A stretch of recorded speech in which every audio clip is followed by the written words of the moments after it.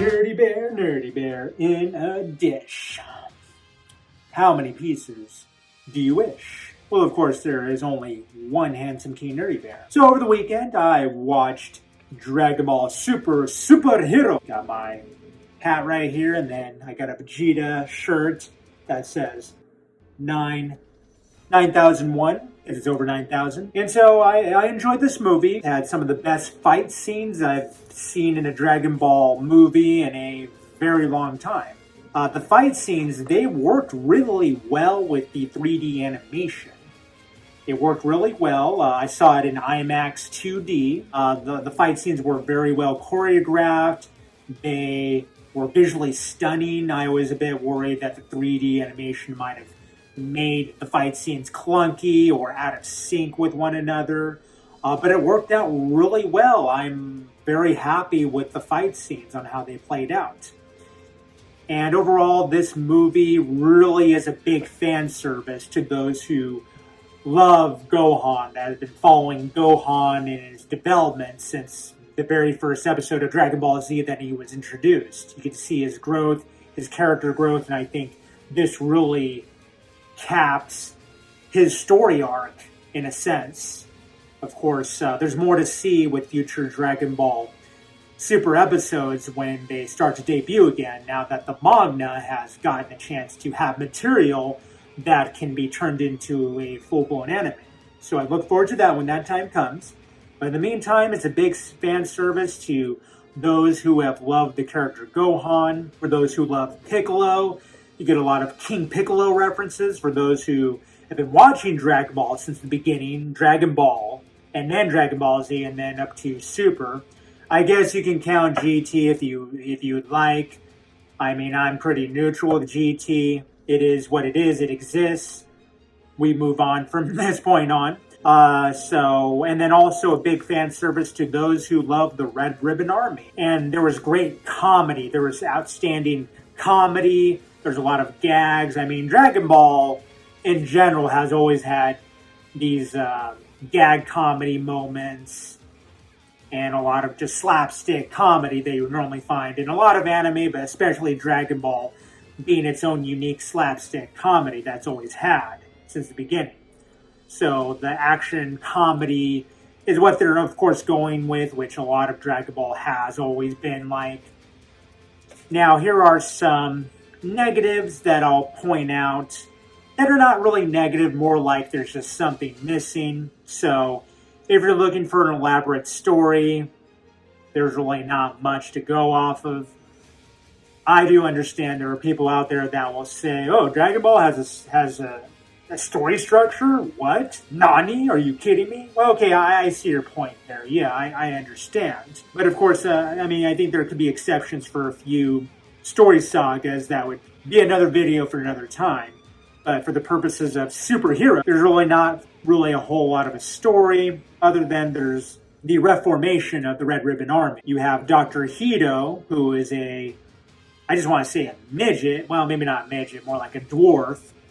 I'd say probably taller than Krillin by a few inches, but still a bit of a dwarf. You know, Dr. Hito, he's supposed to be the great-grandson of Dr. Gero. And I believe one of the fan fiction androids, the one with red hair that's gone by the name of Android 20, I think. You feel free to comment down below and correct me on that. But apparently she is now canon. She is, I guess, a great-grandmother of Dr. Hito, if I saw the picture presentation that they have in the movie. Like, there's a scene where one of Red Ribbon's henchmen, he has his own PowerPoint presentation / YouTube design editing of, who the Red Ribbon Army is, the whole lineage of Dr. Gero, his wife. They produced a son, which looks like their son would technically be Android 16. Again, another video for another time, and then it follows all the way down the family tree of Dr. Hito being the great-grandson of Dr. Gero. So the Red Ribbon Army is resurrected. You have these new androids called Gamma 1, Gamma 2. Gamma 2 was quite a funny character. He had his own personality, had his own one-liners that made him special. Gamma 1 was probably a little bit more on the serious side of things. I didn't really see a whole lot of comedy gags from him. Gamma 2 was his own comedian. Expect quite a bit of some humor from Gamma 2. But story, of course, you could probably read the synopsis online. But basically all you need to know is the Red Ribbon Army has reformed. They convinced Dr. Hito that all the Z-Fighters are actually aliens trying to conquer the planet. Their efforts to stop them all failed, and their diabolical plan to bring peace and justice to the world have failed, even though for those who have been following the Ribbon Army since Dragon Ball, their plan has always been world domination. But of course, Dr. Hito, as brilliant as the scientist he is, he falls for this lie quite easily. You do get to see Goku and Vegeta, you get to see Broly, you get to see, I forgot that girl's name with the green skin and short hair. I'll probably remember after this video, she's in it. And I believe another character that you saw in Dragon Ball Super Broly, I think was part of the Frieza Force now. He's like a cook for Beerus, which is hilarious. And apparently Beerus, Lord Beerus, the god of destruction, has a certain type that he likes in his ladies. And then of course Whis is there. But those characters are sidelined. They're on Beerus's planet doing some training. You get to see Broly have like his own Incredible Hulk moment where he wants to, when he powers up, it almost looks like he's going to destroy Beerus's planet right there on the spot. That was kind of a funny moment there. Goku's trying to calm him down. Hey, no need to destroy this planet. We're just training. Calm down. We're just training. Vegeta is into meditation. Wow, that was kind of funny to watch. Like, Vegeta into meditation? I would have expected that more from Goku. Wow, there is some development in this. Okay, I look forward to his future development in the anime. I already know how he's developed so far in the manga, but when they turn this into, when we see more anime episodes finally later on for the continuation of Dragon Ball Super, I look forward to his development there, so that's great. You also have another android, the ultimate android creation called Cell Max, who is like red and dark green. I guess maybe he's technically red and black. I'm going to say he's like red and green, okay? But he's not like Cell, the original Cell. He looks a lot like the Form 2 from Dragon Ball Z, which I come to hear that's Toriyama's favorite design of Cell. Weird, but okay, I accept that. The Perfect Cell, I've always been a fan of the Perfect Cell. But of course, Cell Max is not going to have that intelligence as the original Cell, so don't look for that. So I see that he ends up being the final boss that they have to fight. And you get to see Piccolo. He gets to grow like he did in the original martial arts tournament against Goku. Like there's a scene where Cell Max is about to step on someone. I think one of the Gammas or someone else. Piccolo manages to stop it. And then Krillin comes in and helps out. Yes, you'll have involvement with Krillin, Android 18, Trunks, and Goten. And so Krillin, he gets involved, and he helps stop the squish of Cell Max, because Cell Max is a giant, or I want to say like Godzilla level large. Krillin reminds Piccolo, hey, turn big. Piccolo's like, what? What are you talking about? Grow big, just like when you did against Goku in that martial arts tournament way back in the day. Then Piccolo says, I forgot that I did that. Okay. And he grows and grows and grows. And it just amazes Gohan. It's like, wow, that's so cool. So does that make you stronger to take him on? And then Piccolo has to admit, well, it doesn't make me any stronger. It just makes me bigger. It's just a big bluff. So yeah, that's what it is. It's kind of funny on how he delivered it. I liked the voice actor that does Piccolo.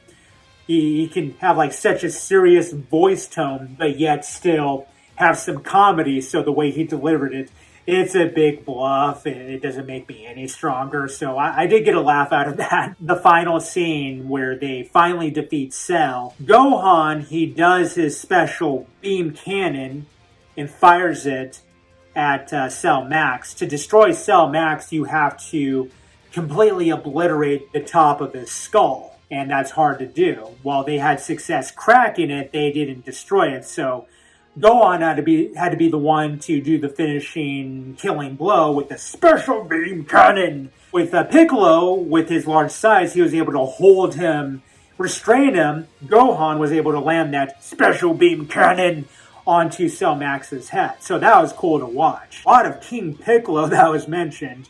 Even like Gamma 1 and 2, mainly Gamma 2, he has this fight scene with Piccolo. He refers Piccolo to King Piccolo, which is, oh wow.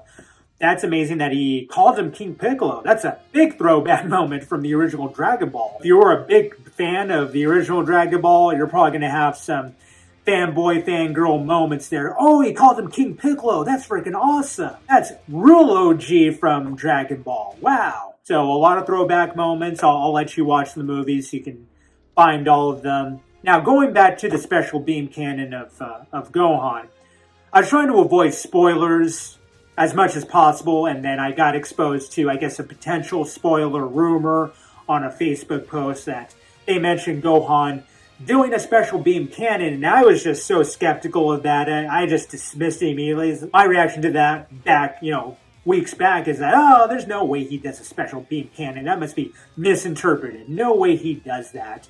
And then I watched this movie. He does the special beam cannon. A rumor that turned out to be true. Okay. That really was a spoiler. But I was still surprised to just see it on the big screen. It's like, oh, the special beam cannon. He actually did do it.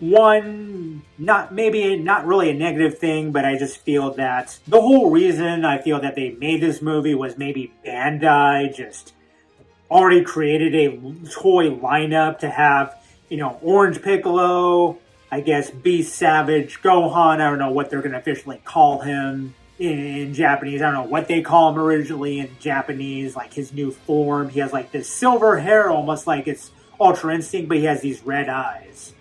So that's kind of weird, but cool. I did like his new form. And then Orange Piccolo, I just, the way that Piccolo just calls it, I guess it's Orange Piccolo, I guess. That's what we can call it, I guess. Just the way he said it just made me laugh. I just feel that it's part of, I guess, a conspiracy theory that Bandai just wanted to make more toys. They already had a lineup, and they just wanted to go to Toei and say, hey, when's that new Dragonballsuper gonna come out? Wink, wink.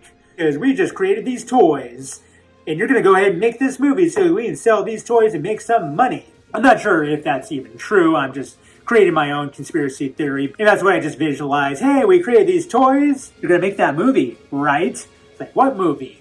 Here it is. Here's the script. Okay, it's not a script. It's more like an outline, PowerPoint outline of our toy lineup. Same difference, but you're going to make that movie, right? I guess. Well, now you have ideas.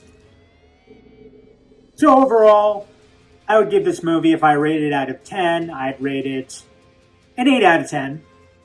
Only because there wasn't really much of a story to really intrigue you, nothing really compelling like you saw in the original Dragon Ball Z Android Saga. At some point, if they do make more new episodes, I have to wonder if they'll just redo like this story arc again in animation series format to maybe give a little bit more of an in-depth story to really make it more thrilling.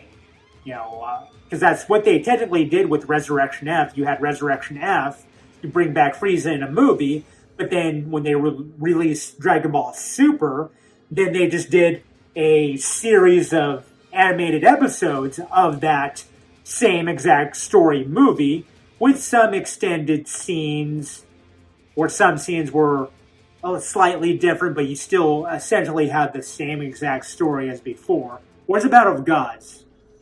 Actually, technically, it's both. It was Battle of Gods and Resurrection of F. This Dragon Ball Super anime kind of just redid with the anime episodes, with some added scenes, maybe some added stuff that you didn't see in the movie. So, maybe they'll do that.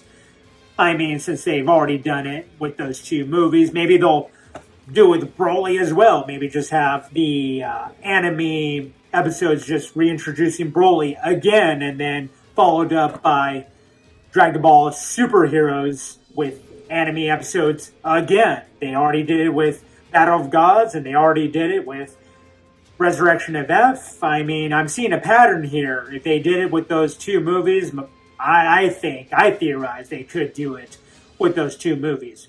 Could be wrong, I know, but I have no objection of it. You know, I'll be happy to rewatch it again in anime format. And overall, I give it an 8 out of 10. I would like to see more story, more thrilling plots, more at stake. But that's fine. I enjoyed the movie. I enjoyed the slapstick comedy. And if you watched it and you enjoyed it, comment down below.